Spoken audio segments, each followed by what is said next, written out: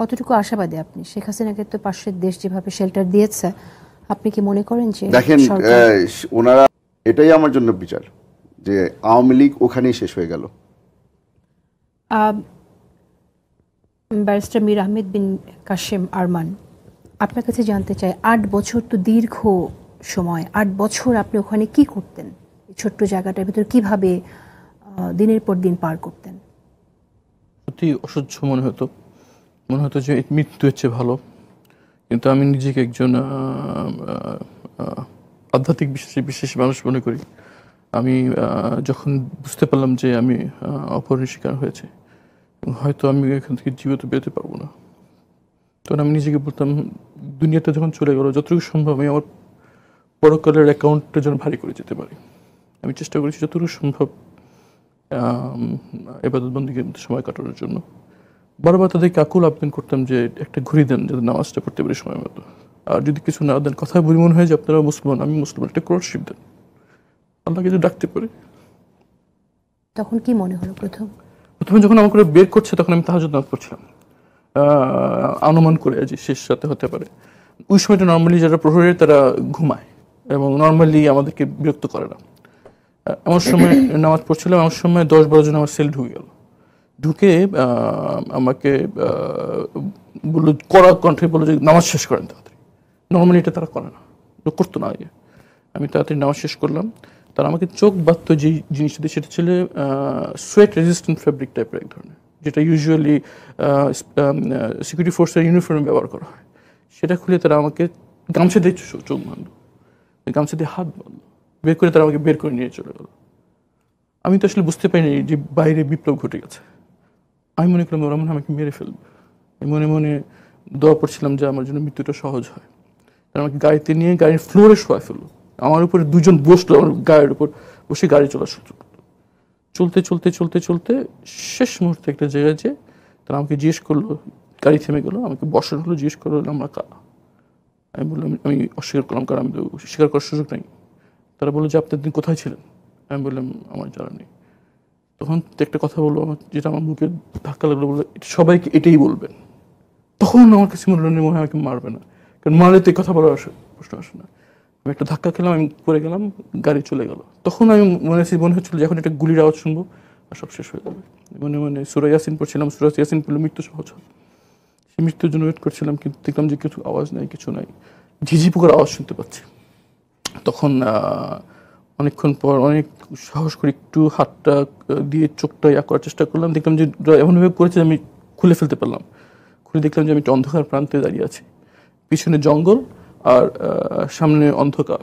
আর আমি যেটা পরে আপনার ডাক্তার বলেছিল, আমার অপুষ্টির কারণে আমার 2 চোখে ছানি পড়ে গিয়েছিল, আমি সব ঘোলা দেখছিলাম। দূরে একটি আমি বললাম যে আমার ফোন টোন সব চুরি হয়ে গেছে, আমার বাসায় মিরপুর, আমি কীভাবে যাবো? তো বলে ওদিক যান, যেতে থাকেন আর কি। তো ওখানে যেয়ে আমি একটা মসজিদে যাই, তখন ফজর আজান হয়ে কাছাকাছি। ওদিকে যে থাকতে আমি ওই যে একটা জায়গা আছে এখানে রাস্তা খালি প্লট, ওই জায়গাটা পেয়ে গেলাম, ওটা পরিচিত। তারপর আমি হাঁটতে থাকি, তখন কিছুক্ষণ পর আমি দেখলাম যে একটা বড় জায়গায় সাইনে লেখা মেট্রো রেল স্টেশন। আমি জানতাম না যে হয়ে গেছে মেট্রো রেল।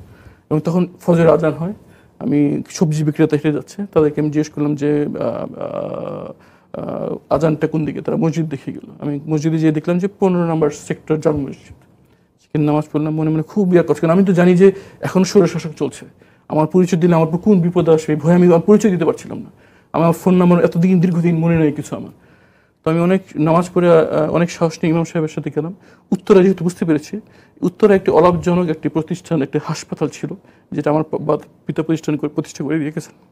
তো আমার অনেক আল্লাহ।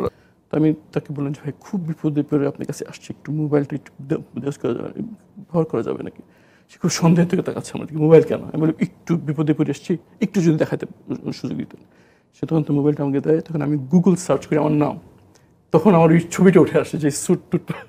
তো আমি মোবাইলটা আমার মুখের কাছে নিয়ে দেখেন, চিনতে পারছেন, কেটে আমাকে জড়ো করলো।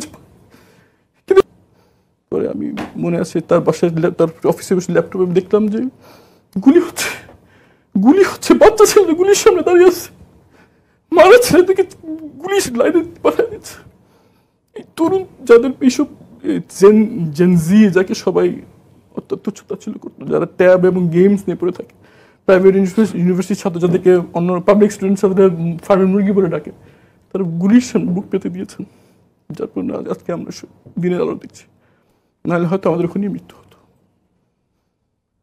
তো এইভাবেই আমি মৃত্যু পরে পাই। পরে আমি জানতে পারি যে আমি স্বাধীন হয়েছে, দেশ স্বাধীন হয়েছে, এবং তারা তখন আমার পরিবারের সাথে যোগাযোগ করে। যখন হাসপাতাল থেকে ফোন যায় পরিবারের কাছে, সবাই ভয় পেয়ে গেল। তারা ফোনে বলতে সাহস পাচ্ছিল না, বলছে আপনার এদিকে আসেন, হাসপাতালে আসেন। তখন আমার পরিবার সদস্য ভয় পেলো যে কিছু খারাপ পেল কিনা, হাসপাতালে তো নর্মালি লাশ যায়। তখন তারা বললো একটু ছবি পাঠান। তখন তারা আমার মোবাইল আমার মায়ের মোবাইল আপনার ছবি পাঠান। তখন মা সব জানতে বলে যে তার ছেলে বেঁচে। তখন আমি আমাকে অ্যাম্বুলেন্স করে বাসায় পাঠানো হয়, মাকে জড়িয়ে ধরে আমি ফ্যামিলির কাছে ফিরে যাই। আর মানে আপনার বাচ্চা তো আপনাকে 8 বছর দেখেনি, পারিবারিক জীবনে আপনার এখন বড় মেয়ের সামনে থেকে আমাকে টেনে হেঁচে নিয়ে যাওয়া, বুঝতে পারিনি যে আমাকে অপহরণ করে নিয়ে যাচ্ছে। ও দেখছি আমি খালি পায়ে চলে যাচ্ছি। আমার মেয়েটা আমার জুতো আমার পিছু পিছু নিয়ে তোলা ছিল, বাবা তুমি খালি পেয়ে যাচ্ছ, খালি পেয়ে যাচ্ছ। আমার বাচ্চারা ট্রমাটাইজড। আমার অপহরণের পর আমার পরিবার সবসময় চেষ্টা করেছে আমার বিষয় নিয়ে কথা বলার জন্য, দুনিয়া, দেশে এবং দেশের বাইরে। এর ফলে নিয়মিতভাবে আমার পরিবারকে হয়রানি করা হয়েছে। এই পরিমাণ হয়রানি তাদেরকে করা হয়েছে যে যখন পুলিশ তাদের বাসায় আসতো, পাশে প্রতিবেশীরা মনে করতো মনে হয় কোনো সন্ত্রাসী হামলা হয়েছে, সেখানে পুলিশ হয়েছে। আপনারা সবাই জানেন যে যখন টিউলিপ সিদ্দিকীকে প্রশ্ন করে আমার ব্যাপারে, তখন এই পরিমাণ পুলিশ আমার বাসায় এসেছিল, আশেপাশে সব লোকজন বলেছে যে আমরা মনে করছি এখানে কোনো জঙ্গি ধরা পড়েছে, এই জন্য এই পরে তারা আসছিল। তাদের হয়রানির ফলে আমাদের প্রত্যেক সম্পত্তি থেকে আমাদেরকে পালিয়ে যেতে হয় এবং তারা অন্যত্র থাকতে বাধ্য হয়। আমি, আমার পরিবার, আমার সন্তানরা সবাই ট্রমাটাইজড। আমার বাচ্চারা স্কুলে গার্ড থেকে ভয় পায়। আমার মেয়েরা ঘুমিয়ে কেঁদে উঠে যে বাবাকে নিয়ে গেছে, এখন মাকেও নিয়ে যাবে, আমরা এতিমখানায় থাকি। এই দুঃস্বপ্ন আমার বাচ্চারা থেকে। এটি শুধু একটি না, এই গুম, এই আয়নাঘর, এই এনফোর্সড ডিসঅ্যাপিয়ারেন্স শুধু একটি জীবন না, এটি শত শত জীবনের। নূর খান লিটন, বিচার নিয়ে আপনি বলছিলেন, হুম্মাম কাদের যেটা বললেন যে দেশের বিচারও আমি মনে করি যে হবে। দেখেন, অপরাধীরা কিন্তু চিহ্নিত হয়ে গেছে ইতিমধ্যে। অপরাধ চিহ্নিত হয়েছে, অপরাধী চিহ্নিত হয়েছে, এবং আমরা ইতিমধ্যে দেখছি একটু সময় লাগলেও অপরাধীদেরকে কিন্তু আইনের আওতায় আনা হচ্ছে। যেমন অনেকে অনেকভাবে বোঝানোর চেষ্টা করে বা তাদের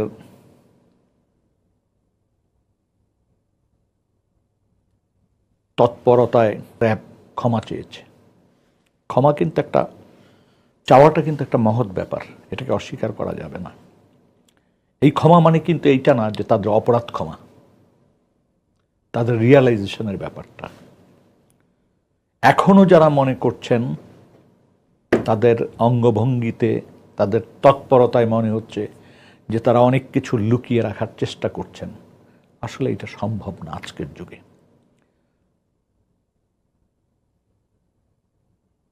যেমন অনেকে এমনটিও বলার চেষ্টা করেছেন যে আমাদের কমিউনিটির ভিতরে এক ধরনের ঝাঁকুনি হচ্ছে, সমস্যা হচ্ছে।